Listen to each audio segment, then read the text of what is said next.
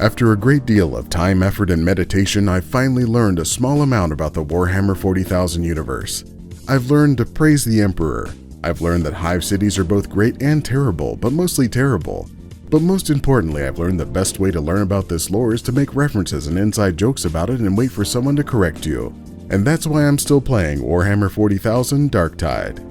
Dive into the role of one of 4 classes, including the shooting veteran, stabbing preacher, smashing ogre, or braining psyker, and establish a backstory that contributes to important things like your eye color choices and random quips you say while murdering people.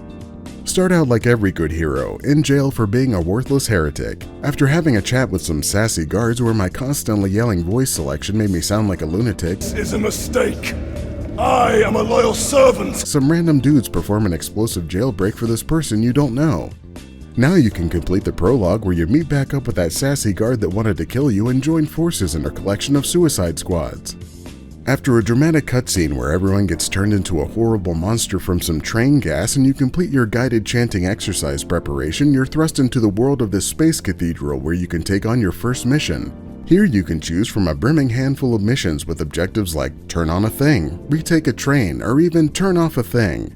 These can range in difficulty from a little tough to rip my ass off and slam dunk it into hell and everywhere in between. Now that you've selected your punishment and taken your shaky load screen journey into the depths of this city-sized city, you can dramatically walk your way into the mission and begin your journey of walking to the actual mission. Take this time to admire the beautifully depressing environments and preparing yourself for the onslaught of 20 to 30 minutes of killing absolutely everything, somehow surviving in this world of abject shittiness. To achieve this, you'll use all sorts of murder accoutrements split evenly between things you use real close and things you use from real close to kind of far away. These include things like my typical favorite and half the reason I chose the preacher, a big-ass hammer. However, once I found this medium-ass chainsaw sword, I needed no other reason to Darktide chainsaw massacre my way through every mission. You'll need all of these weapons and more to carve a path through the sea of enemies that crash against your quartet of rampaging weirdos, as each wave includes more than just the filler of Poxwalkers and ranged other guys. The real threat comes from the many special enemies like these relentless rampagers or charging mutants. There are also these large tanky bastards that will gladly cave in your face with a big mace. But not everyone wants to be right up in your grill. There are also some snipers that will fuck you all the way up in 1 or 2 shots from across the map. And occasionally some kind of giant slug will slam through the wall and start eating people while you run around screaming and shoot it in the back. However, there is one aspect of this game that's more challenging than anything I've encountered thus far. It's not fighting swarms of enemies or armored behemoths. It's not even fighting this nightmare demon host showing up in the terrifying Lights Out mission modifier where you can't see a damn thing. It's the single most frustrating part of Darktide: finding these damn scriptures and grimoires. These secondary objectives might seem easy, but searching every nook, cranny, and underneath your granny for tiny objects across an entire map and then carrying them in place of extra heals or ammo while having grimoires corrupting the health of your whole team makes you wonder if it's even worth all the bullshit. And after many hours with few successful attempts, I can say definitively, I don't know.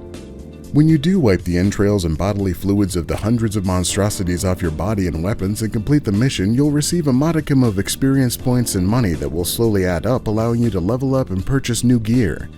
Every so often, a level will trigger a cutscene where you get to meet a new person who hates you and tells you how much you suck, as well as witness the behind-the-scenes preparation that doesn't seem to be happening anywhere you normally go.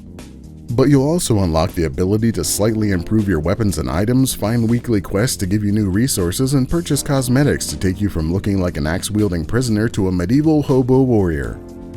Warhammer 40,000 Darktide, killing hordes of mutated monsters and dark futuristic industrial slums to feed your insatiable desire to get new gear. One thing that's always made this Left 4 Dead style genre lose its appeal for me over time are the limitations of static maps. The one game that overcame that problem, and still one of my favorite modern games even years later, is Deep Rock Galactic with its procedurally generated maps.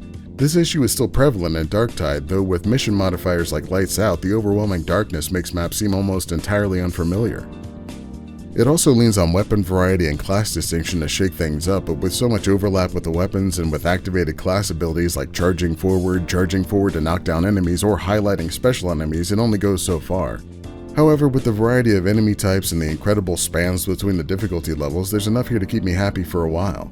Collecting cosmetics, gleaning tiny bits of story from cutscenes, and of course the thoroughly cathartic and satisfying combat are helpful in making sure of that. So that's why I'm giving Warhammer 40,000 Darktide the abbreviated score of good. If you'd like to see more hot takes, warm satire, and tepid commentary about video games, make sure to subscribe and check out my other abbreviated reviews.